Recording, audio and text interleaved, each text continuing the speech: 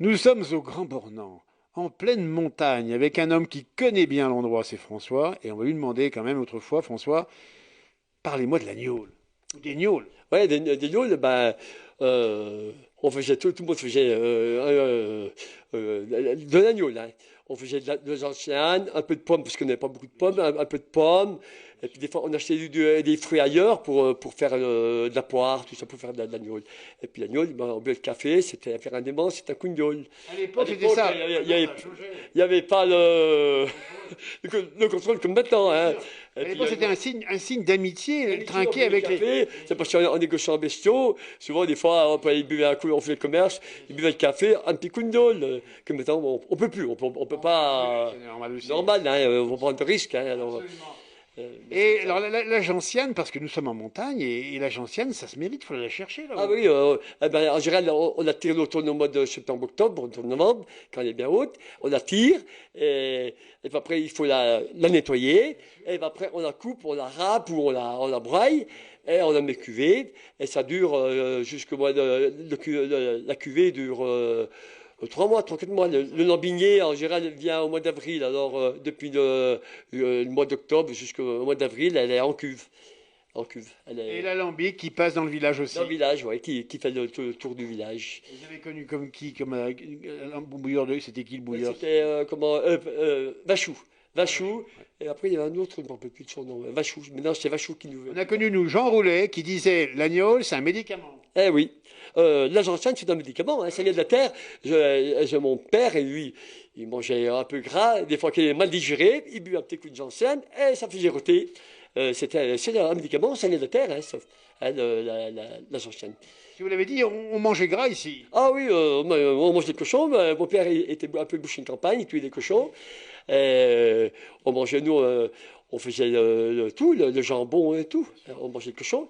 Et on faisait 2 pots de toupines de graisse. On faisait beaucoup avec à la graisse, hein, et on mangeait des gros bons tout l'hiver.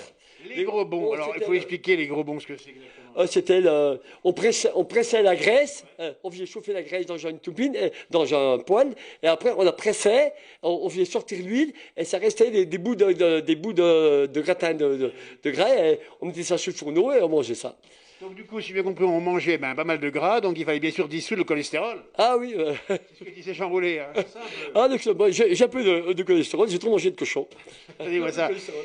Et puis, ce qui est bien, c'est que le cochon, c'est une tradition. Ah oui, c'est une tradition, c'est une tradition, mais bon, ça s'est beaucoup perdu. Mais votre papa était connu pour ça, il tuait bien le cochon. Ah oui, tuer le cochon, mon père, il fait un boucher de campagne, hein. Et puis tous les printemps, des fois, les printemps, une bête chez un paysan, à cette époque-là, une bête avait un accident. Souvent, c'était mon père qui allait la couper, la détailler. Absolument. Donc, il y Ouais. avait un vrai savoir-faire pour lui dans ce domaine. Ah oui, oui, il était un peu boucher de campagne. Absolument. Et justement, c'est ça aussi, parce que la tradition, c'est ça, c'est que le cochon, vous avez dit tout à l'heure, hop, on donnait à fricasser au curé, c'est ça, hein. Ah oui, à cette époque-là, il y avait un petit morceau que mon père disait entre le curé. Bon, Et puis à l'époque, faut le dire aussi, le cochon, on le gardait tout l'hiver dans le saloir. ah oui, tout l'hiver dans le chanoir. Et non, non, dans le chanoir, on laissait 28 jours, et après, on passait à la cheminée. On avait une grande cheminée, on faisait fumer nos jambons, les pannes, les pannes, tout ça, de là. Et ça, à peu près, après, une fois fumé, on le mettait au grenier, dans un endroit sec, sec, au grenier. Parce que les savoir-faire sont là. On a parlé de la gentiane, de l'agneau, du cochon, puis des saucisses fumées aussi, pas des saucisses ou des jambons. Ah oui, on faisait des saucisses, puis on les mettait à fumer des fois. Après, des fois, pour les conserver, on les mettait dans l'huile. Dans l'huile. On les mettait dans l'huile, et puis on n'avait pas de congélateur à cette époque-là, hein. Bien sûr, merci de ce témoignage. Franchement, François, qui connaît bien l'endroit ici au Grand Bornand, on il dit. Les temps ont changé, les temps ont évolué évidemment Ah oui, le aujourd'hui. temps évolué. Maintenant, tu pues le cochon. Non, tu encore de temps en temps, mais Longtemps. 10 fois moins qu'avant, hein, Bien hein. sûr. Euh, Merci beaucoup, François, merci beaucoup. eh oui.